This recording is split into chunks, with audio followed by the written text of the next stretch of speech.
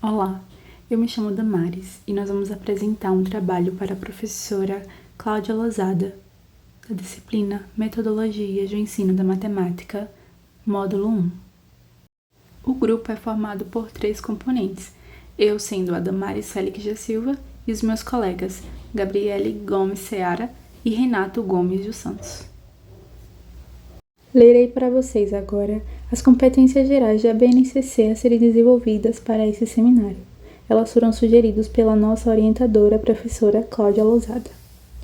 Competência geral da BNCC número 2.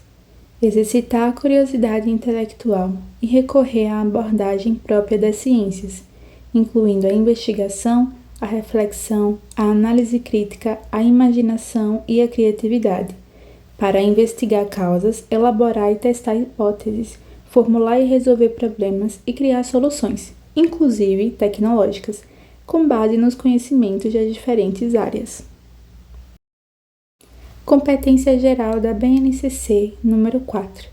Utilizar diferentes linguagens, verbal, oral ou visual motora como libras e escrita, corporal, visual, sonora e digital, bem como o conhecimento das linguagens artística, matemática e científica, para expressar e partilhar informações, experiências, ideias e sentimentos em diferentes contextos e produzir sentido que levem ao entendimento mútuo.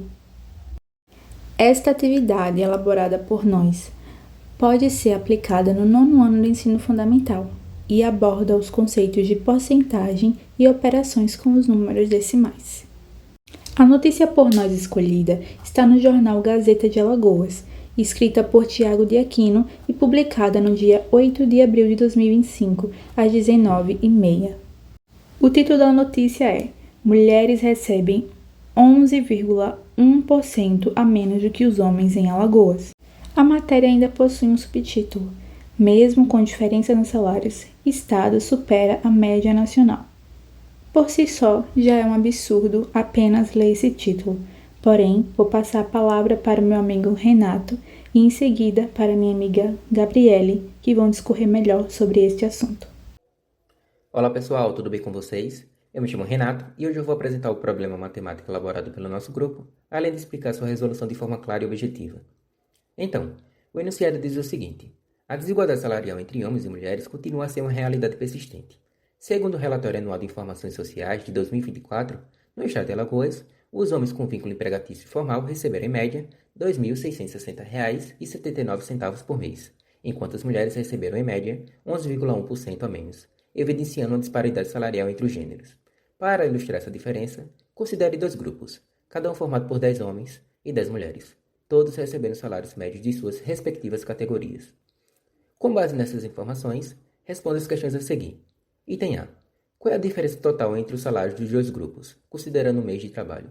Item B. Se essa diferença se mantiver ao longo de 12 meses, quantas mulheres deixariam de receber em comparação aos homens no final do ano? Com isso, após a leitura da questão, vamos partir para a apresentação da sua resolução.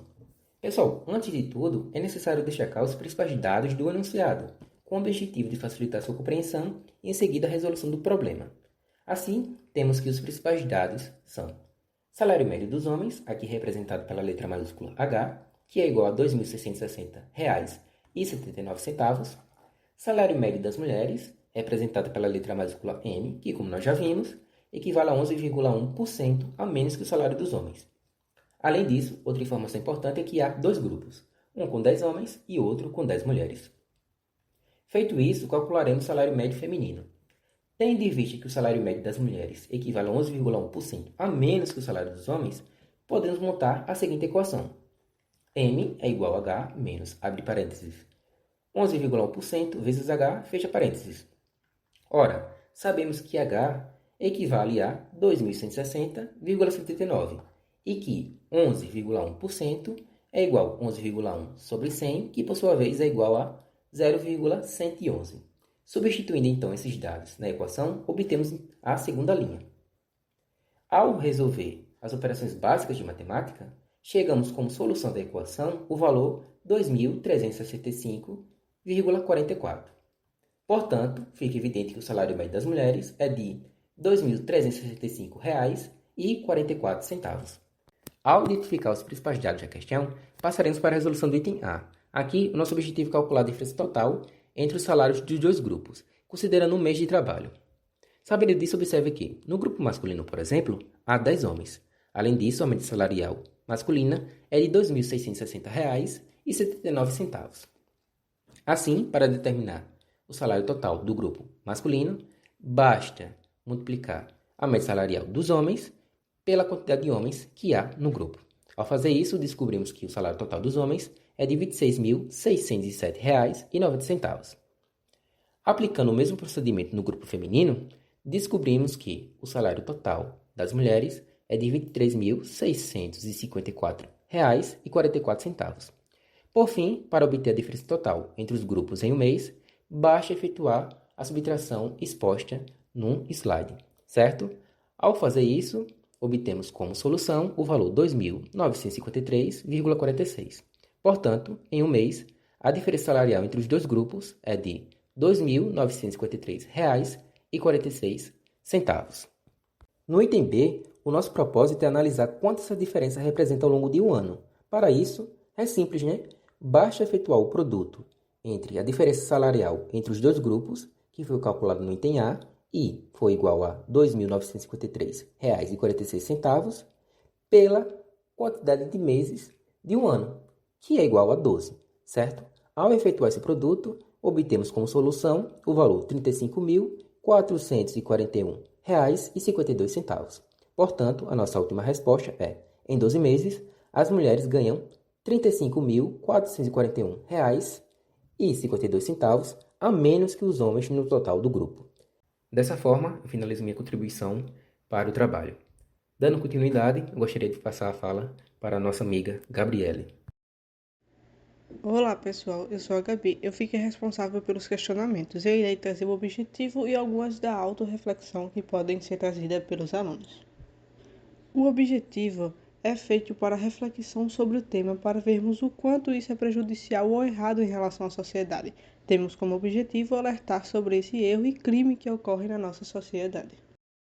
Agora irei falar sobre as questões. A primeira questão, ela tem como objetivo provocar reflexão sobre o fato de que há um índice maior de desigualdade envolvendo pessoas negras, com foco especial em mulheres.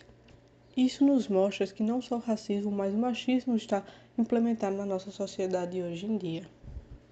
Agora a segunda questão. A reflexão propõe discutir se existe a ideia de funções pré-determinadas para homens e para mulheres, como por exemplo, cozinhar seria papel só de mulher, ou militar, isso interferia na base salarial de homens e mulheres? A terceira questão tem como objetivo mostrar as dificuldades enfrentadas por mulheres chefes de família que, mesmo sendo responsáveis pelo sustento do seu lar, recebem salários inferiores ao do homem, levando ao questionamento: é justo elas receberem menos, sendo que têm que sustentar uma família assim como os homens? Agora vamos para a quarta questão.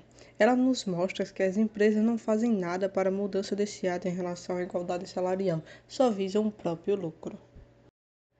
A quinta questão nos mostra a falta de fiscalização para a persistência desse ato em empresas, que a falta de fiscalização pública deixa esses erros ainda acontecerem nos dias atuais. Essas são algumas das reflexões propostas para que os alunos possam trazer na resolução.